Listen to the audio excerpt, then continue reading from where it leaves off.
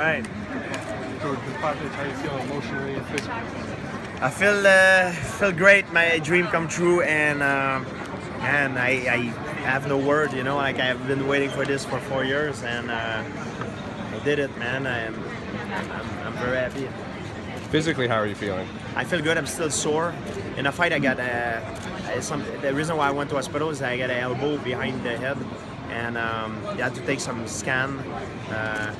It was bad. I was sweating so much I couldn't even tie up my shoes. My neck was kind of paralyzed. You know, like even now I still have a lot of restriction, but the swelling has gone down, and I feel much better.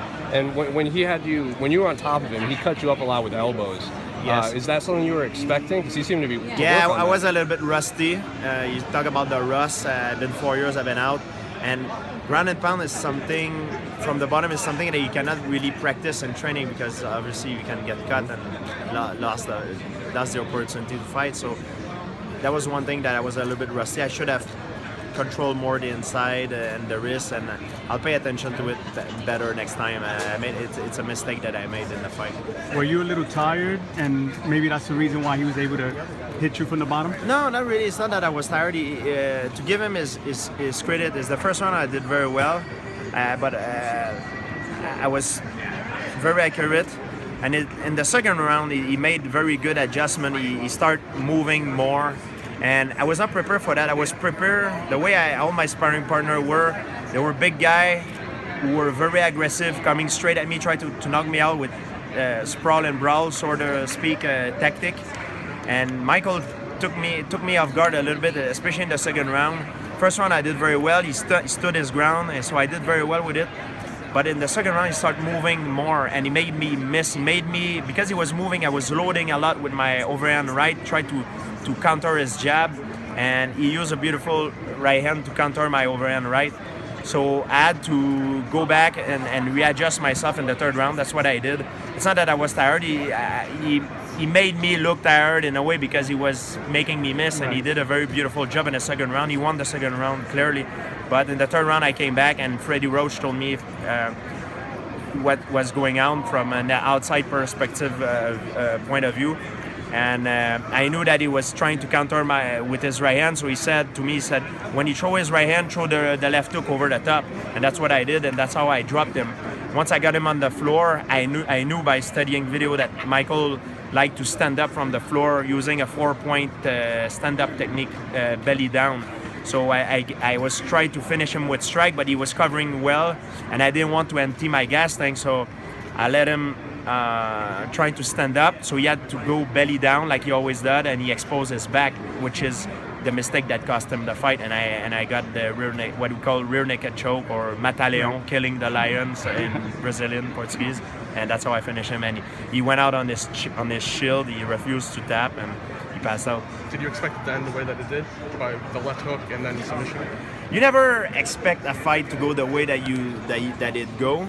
But I was very well prepared, and I was ready to every eventuality. But one thing that caught me off guard, me and my trainer off guard, is how he was moving. We were expecting someone that was trying to bully me because he was the bigger man, and he was moving a lot, and that I was not prepared. I had to readjust myself after the second round, because he took me a lot by surprise. He's got an incredible team, great coaches, Jason Perillo, and he was very well prepared. And I have to give him credit for that. You know, he did a great job in the second round. George, glad that you mentioned Brazil. So, are you gonna face Robert Whittaker to unify your title? Yeah, in my contract, it's written that if my next fight has to be against Robert Whittaker. So when is it gonna be? I have no idea. You know, in mixed martial art, things can change in a blink of an eye. So, you know, you never know. Sometimes you expect something and another thing happens. So now, one thing that I know for certain is I'm taking a few days to do some PR stuff to help for the UFC, because I need to do it. And I'm going to vacation in a very exotic place with sand and beaches where nobody knows that I'm going there, going away from that crazy circus of mixed martial art world that surround me. And then after I'll come back and we'll see what's gonna happen. A fight against McGregor is possible, maybe Anderson Silva?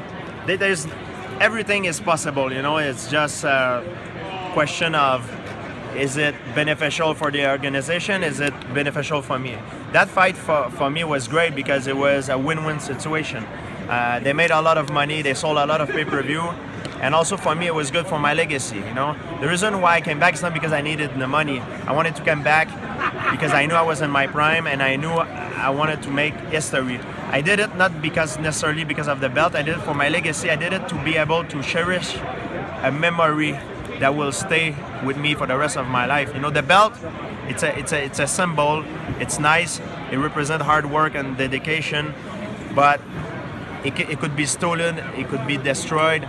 The memory that I keep of that, what I've done Saturday, it's never gonna be taken away from me.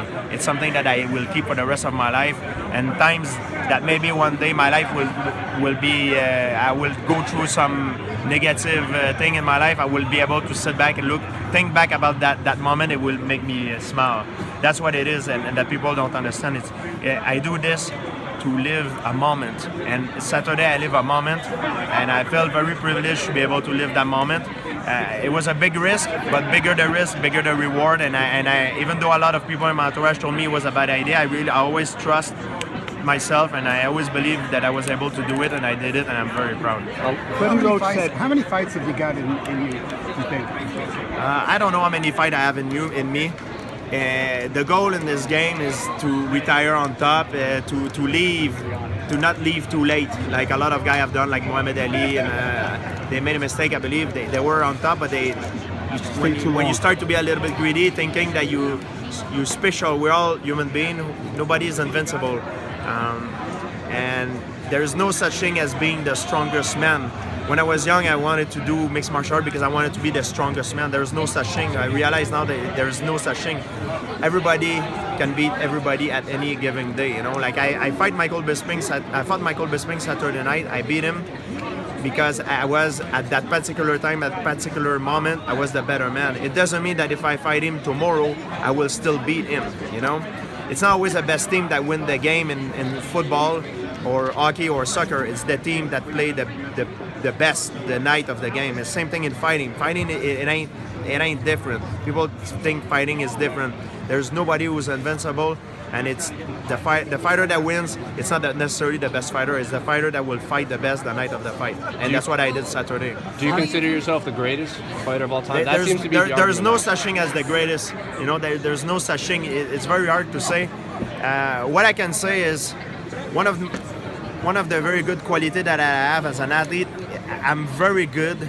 I think one of my best qualities as an athlete is I'm very good to perform when it counts. I'm very good to pull the trigger when it counts, under pressure. A lot of guys sometimes are very good, but when it's time to pull the trigger, they freeze or something. Me, one of my qualities, mentally, I'm very strong, and I'm very good to be good when it counts. And that's why it sometimes makes a champion, difference between a champion and a guy who's a contender. Was that the difference on Saturday? That you were slowing down, you seemed a little tired, but when you saw the opportunity, you took it, you hit him with that left hook, and you was able to finish I don't think I was more tired than I am usually. I was just missing. It was making me miss, and I knew I was losing the second round. I knew if I would try to overcommit myself, it would be dangerous to lose because he's a bigger man. So I knew it was like 3 rounds left to go. So I decided, sometimes you have to give it a round, and I decided to come back and make some adjustment, and I came back stronger in the third round. George, what will you do if UFC takes away your sponsorship? I'm saying in the sense of like you have Under Armour, you have all these things. It won't take away my sponsorship. I'm an Under Armour guy. This is clear for me. I'm with Under Armour. Under Armour been there with me since the beginning, a very long time, and I'm a very faithful person. It's not a question of money. I'm with Under Armour 100%. However, when I fight, because of the laws, I have to wear the Reebok because Reebok sponsor the UFC. And it's a little bit like the same thing in American football. For example, Tom Brady is sponsored. He's an Under Armour guy, but when he play in the NFL is sponsored by Nike. So it's the same thing. I'm an Under Armour guy, and I'm always gonna be Under Armour guy for now. What will happen if they take away that sponsorship and your belt? They can't take away my sponsorship. My sponsorship has nothing to do with fighting. My sponsorship is outside of fighting. This is the MMA circle. This is the MMA circle, but I'm out. My brand goes beyond the MMA circle, goes outside of the MMA circle, goes into the entertainment circle. And Under Armour follow me everywhere except when I'm competing inside the UFC. And not only Under Armour, I have a lot of other brands that follow me outside of the UFC brand. Are you trying to change that with UFC? It's gonna be hard to change because they have a deal in place with Reebok, and it's fine for them, but it might not be as beneficial for other fighters. You know, I'm very lucky, privileged, because I'm in a position that I'm very healthy and very wealthy, but for some other guy, it's harder for them to be able to survive with no sponsorship that they cannot wear and give them exposure during their fight, because that's what normally the sponsors want. They want to be able to be seen during your fight. But with Under Armour, for example, I have other chance to expose them. Like when I work with them for advertising and publicity, stuff like that. They use me for different purposes. George, you put on social media yesterday that you gave your belt to one of your coaches.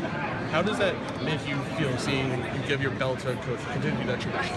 Every belt that I've won since the beginning, I always gave it to someone that was there to help me through my career.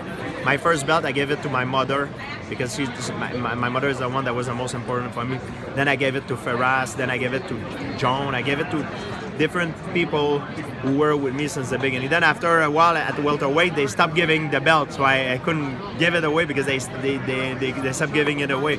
But now I won a new belt, and they gave me the middleweight title, so I gave it to Victor Zimmerman, who's my wrestling coach for almost more than 15 years. So he's been screaming and shouting at me, and when I gave him the belt, he's a former USSR wrestler, and it's one of the I think it's the first time I saw him smile ever, so it made me feel very happy. George, you got 45 days of suspension for medical matter, so did you think it's too much? No, it's not too much. I'm gonna explain to you. The suspension, they don't come from the cut and the bruises. During the fight, I got something that really hurt me. It was I got hit by an elbow behind the head. And if you look at the fight, it looked pretty insignificant, but I think it was the precision and not necessarily the strike of the blow, but it was when the precision and the timing of the blow. When I received it, I received an elbow behind the head, and behind the head you have a place called the basal bone is attached to the spinal cord. And what happened to me is when I got hit, I saw like a bruise. I see my vision got changed a little bit. Then it came back to normal, but my neck, the muscle in my neck, in the back of my neck, close to my skull, started to inflame.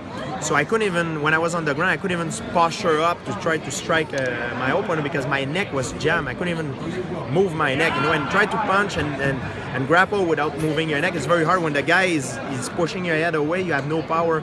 So even now, you see, my neck is my rotation is very restricted. It's much better than it was, but it's still inflamed. And after the fight, I had to go to the hospital to get a CAT scan because they saw something in the back of my head. So they had to keep me an extra 6 hours to make sure everything was all right. Because New York are more conservative than other places, and they want to make sure everything was good. It was good, and I'm fine with it. When it's health reason, it's always important for me to prioritize my health. Good news is that nothing serious, everything is fine. But it could have been very dangerous. Sometimes you think it's nothing, it's a little thing like this that can hurt you the most instead of a big, very big flamboyant stuff. It's kind of weird. How many stitches? Oh, I don't know. I have a few one on my nose, on my forehead, unfortunately. You look good. You look good. Oh, thank you. I don't know about that, but I'm trying to. Freddie, Yes. No, I'm just saying that you look good. Oh, thank you. Muito obrigado. Yes, thank you. George, could you go back down to welterweight? I could easily because what happened is during the last 6 months I was following a very severe diet, try to put on muscle mass, and I did. I was weighing about 198 pounds, and when I woke up in the morning, and I was weighing 198 pounds until I lose my weight to make the 185 mark. And it was very hard, you know. I was trying to force myself to eat all the time, and even what happened is it's not an healthy way of living, because you try to force yourself to eat even when you're not hungry, and try to shovel food down your throat. Even at breakfast, I was eating, and sometimes I was having a reflux, you know. I was throwing up my breakfast. So I made the weigh-in at 185, but when I tried to go back up, it's like my body didn't want to go back up that much. The night of the fight, I was 191 pounds. And I remember when I woke up, I was 191 pounds, and I was shocked. I thought I would have been heavier, and I was worried. So I went to have a breakfast, and I tried to eat as much as I can for the breakfast to get big. And I went back in my room and I threw up again. I threw up my breakfast. So I told my nutrition coach, I said, hey, is it normal? He said, George, it's okay. He said, just don't force yourself to eat too much, because that's the day of the fight. Just make sure you're well hydrated, and it's gonna go well. And that's what I did, and it feels good. But I couldn't go back up as much as I was. It's like my body shut down. My body remember that my natural weight is not 198 pounds. Before I was like 185, but I was like in the middle a little bit. Is it true that Freddie Roach prefers you to go back down to welterweight? I think Freddie does, but we'll see what's gonna happen. You know, I felt good, and I felt very fast and athletic at that weight, and I mean, we'll see what's gonna happen. I can't say what's gonna happen next. How'd you feel at the end of the fight, though? I mean, you seem. I feel good. I feel good at the end of the fight. It's just my neck. I got hit, and my neck was bothering me, and I think I don't know if I had a concussion or something, but like something was bothering me, like in the back of my head. I knew something was wrong. I went to see the doctor. I was like, I don't know what it is, and they touched. It was a big bump in the back, and I had to go to the hospital to check it out. Dana White sort of, after the fight, sort of brushed off the idea of you're going back to welterweight. Because in my contract is written that if I win, I have to defend against Robert Whittaker, because it's normal in the UFC standpoint of view. They don't want the title to go up and down. They don't want to diminish the value of a title, and I understand that. It's business-wise. I understand that. BJ Penn said when he came back last year, he didn't realize how much he missed interacting with the fans.